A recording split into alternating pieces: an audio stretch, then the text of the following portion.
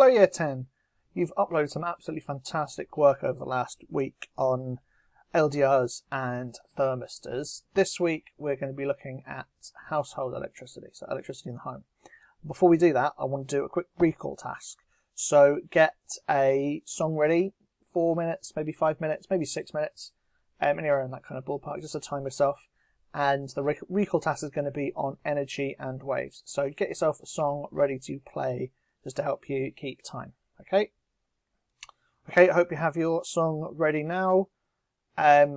You've got 3 things to do in this recall task. You need to write down the 10 different types of energy. You need to draw and label a transverse wave with amplitude and wavelength. You need to write down the 2 equations with the units to calculate wave speed. Okay, try and remember the mnemonic that can help you write down those 10 types of energy. Okay, so those are your 3 things. Start your song and try and scribble those answers down as quickly as you can. Good luck.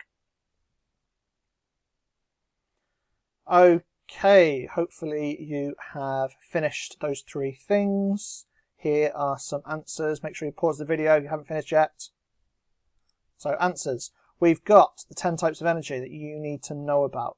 Okay, I've got the mnemonic as well. Most kids hate learning GCSE energy names. Okay, magnetic, kinetic, heat, light, gravitational potential energy, chemical, sound, electricity, elastic potential energy, nuclear.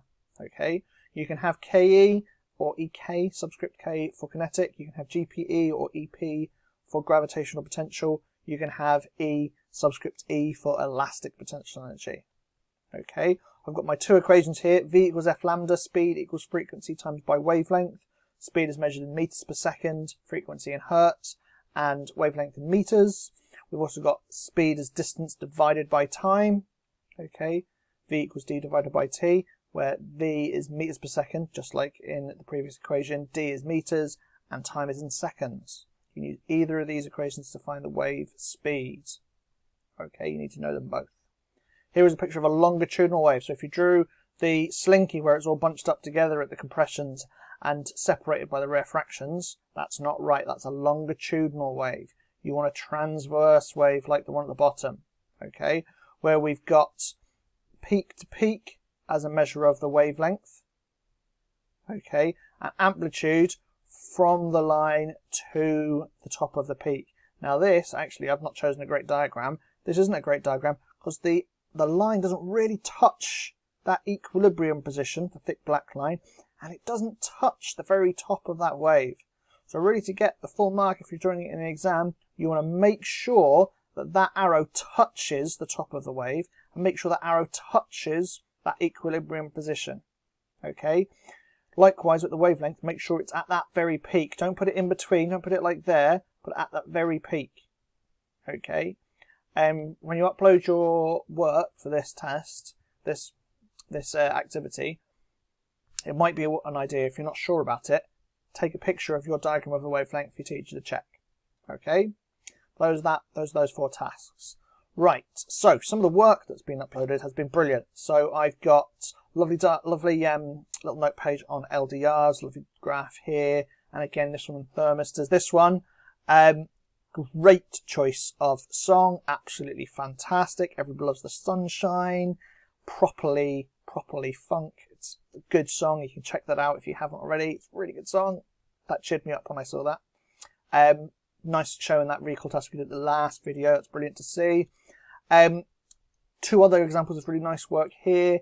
Nice little bit of notes about a LDR, nice graphs here. But this one I want to just draw attention to because lots and lots of students do this. They'll draw this lovely graph where it's the right shape, where we're going down when that temperature is increasing, we're going down when that brightness is increasing. But because you do it a little bit quick, sometimes it tails up a little bit at the bottom here. Okay, it does not tail up, it just goes down and slowly stops decreasing as quickly. It never will go back up. Okay, so it's always just down. The notes here are brilliant, and the graph is good. Just be careful not to tail it up towards the end of that graph. Okay, but on the whole, really good work that's been uploaded over the last week. So your teachers and I'm really pleased with you. Well done. Thumbs up. Right, so this week's work. We're looking at household electricity. So first I want to talk about two types of electricity. This top one is the one that you dealt with. Okay, this is the top one that you've built circuits for, that you've looked at in Key Stage 3 and in primary school even. Okay, this is the one that you're used to. Direct current. Direct current, the current flows only in one direction. Okay, so if you look on here, where this is time and this is the voltage, it's not changing. It's a flat line. Okay, and you get direct current from things like batteries and from cells. Okay, or from a direct current power supply, the ones that you've been using so far. Now, if you remember back to any of your practical lessons where you've got the power packs out, your teachers will have told you, use the DC side, use the red and black connectors. Okay, don't use the yellow and green ones. Okay, use the red and black connectors because that's DC power. And that's the things that we've been investigating in your practical lesson, the electricity side of this course.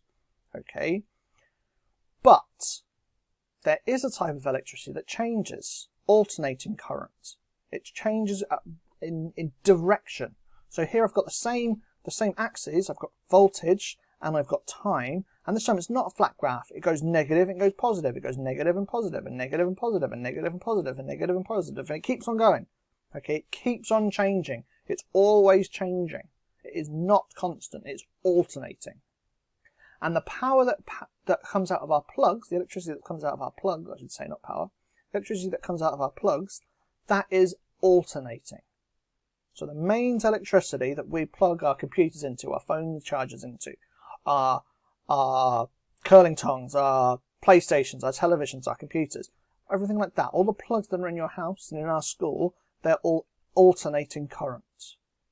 Okay, and we can use devices that can change alternating current into direct current, but if you just plug into the mains, you're getting out alternating current.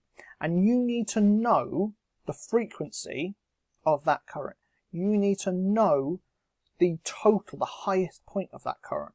So if this is a graph showing alternating currents of mains electricity in the UK, then the top peak here, this would be 230.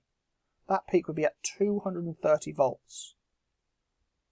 Okay, think about what the bottom peak might be. What do you think the bottom peak might be? Say it out loud for me. If you said minus 230, you were correct. It's the same but in the opposite direction. Okay. You also need to know the frequency because it looks very similar to our transverse wave. Okay, it looks similar to that transverse wave. And that wave has a frequency. How many waves there are in a second, how many cycles there are in a second, how often it changes per second. Okay, and in the UK case, it is at 50 hertz. 50 hertz. It changes in some different countries. It does change in some different countries. Some countries will have a little bit higher, some a little bit smaller. Okay, but in the UK, it's 50 hertz, and you need to know that fact in your exam. You can be asked directly, what is that? You might be asked as a multiple choice question. Pick the correct information about mains UK, and I'll give you 4 answers. 2 of them will have 230 and 50 hertz and 70 hertz, and one of them might have 250 hertz and 230 volts. You might have a different collection like that. You need to pick up the right answer. So you need to know that it's 50 hertz. You need to know that it's 230 volts. Okay, so this alternating current and direct current is an important bit of knowledge because it's what we use in terms of our electricity. Everything we use that uses electricity at some point will go through the mains. Okay, unless it uses batteries. Okay, in that case it goes straight into direct current. Now, the second thing we're looking at is how we get that electricity from the mains into our devices, and we use plugs. Okay, you need to know how to wire a plug. You need to know the different components in a plug. Now I'm going to link a video by Tom Scott, who does a wonderful video about plugs. I think it's brilliant. And when we get back to school, hopefully soon, you'll get to wire a plug in a lesson. It's an important skill because sometimes you might actually have to do it. Now, in the olden days, lots of appliances, so fridges and washing machines and tumble dryers, they wouldn't come with a plug. They'd just come with a bare wire. And you'd have to buy a plug separate and wire it yourself. Now, the law's changed, so appliances do come with plugs now, but it's still an important skill. So if you have a damaged fuse, you need to rewire that plug with the correct fuse. Okay, so it's an important skill. It's a real life skill that you'll take away from your GCSE in physics. Now, your task, you need to draw a diagram of a plug, you need to label it with these labels, and you need to research what each of these things does. Why is there a cable grip in the plug? Why is there an earth wire? Why is there a live wire? Why is there a fuse? What function, what role, what's their job in this plug? Why is it important that there is outer insulation and inner insulation? Why is there two types of insulation? Okay, why do we have a neutral wire? Why are they different colours? Why is the earth wire yellow and green stripes? Why is that so different from the brown live and the blue neutral? Okay, why do they make the pins out of, why do they make the pins out of brass? Why is the wire made out of copper? Okay, why are the materials important? So you need to draw the diagram, label it, and research the different parts of that plug. Okay, BBC Bitesize is a great place to start. Okay, it's got all the information you need to know. Okay, your revision guides are brilliant as well, and some other places you can get the information, but BBC Bitesize is a great place to start. Okay, so that's your first task. Your second task is to answer these questions. Okay, you need to know what is direct current, what does AC and DC stand for, so what does AC stand for, how is it different from DC. You need to know what the different colour coding of the wires in the 3-core cable mean. You need to describe potential difference in live and neutral wires. You need to say what numbers they are. And you need to say what the role of the earth wire in the 3-core cable is. Okay, so your first job, we need to draw this, label it, research the different parts. Your second job is to answer these 4 questions. Okay, I hope you're having a wonderful time at home. I hope you're staying well and healthy. Take care of each other, take care of your family, and goodbye.